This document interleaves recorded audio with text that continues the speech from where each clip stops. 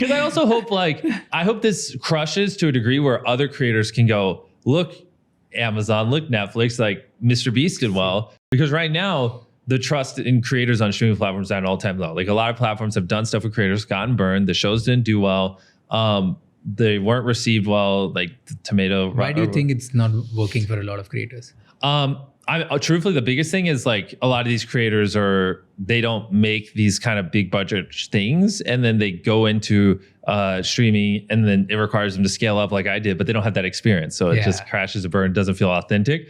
But also a lot of them were years ago. I mean, more and more creators are becoming like you. You have 40 employees now, like you know what I mean. Like more creators are becoming entrepreneurs and like building small, medium-sized businesses, and so I actually do think there are a lot of creators now that would do well in streaming.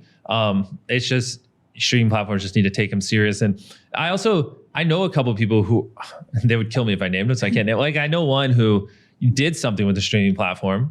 Can't name it. He would kill me. But he was, I was catching up with him while he was working on the show with them, and they'd constantly cut like jokes out and be like, "That's not what our audience wants." And it's like he'd be like confiding in me, and he'd be like, "What do they mean? Like the audience is my audience. Like this person got good views on YouTube, but like the streaming platform was like making him dumb down his humor, making him pull certain things out. Like they're like the execs were kind of just like." And he wasn't really as proud of the final product as he wanted to be. And so it's not only just like getting streaming deals, but then it's also like giving the creators the liberty to like make what they know their audience wants, right? From the streaming platforms. Because like, you could like, if they gave you a deal, but then they started telling you what questions you need to ask and like, oh, you need to act this way and blah, blah.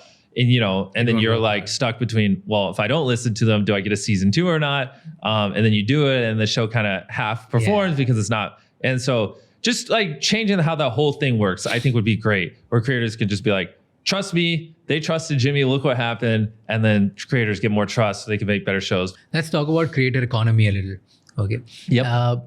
What do you think about podcast? What do you think? Is there a future? Oh, of course. I mean, look at, Joe Rogan with the election recently, and him having, Trump on and JD Vance, and like, being able to like, for them to go around the traditional media and just speak directly to their audience through podcasts. Like that was incredibly powerful, whether or not you agree with their political beliefs or anything. Like the fact that they could do that, right? If it wasn't for podcasts, it'll probably be higher when this comes out.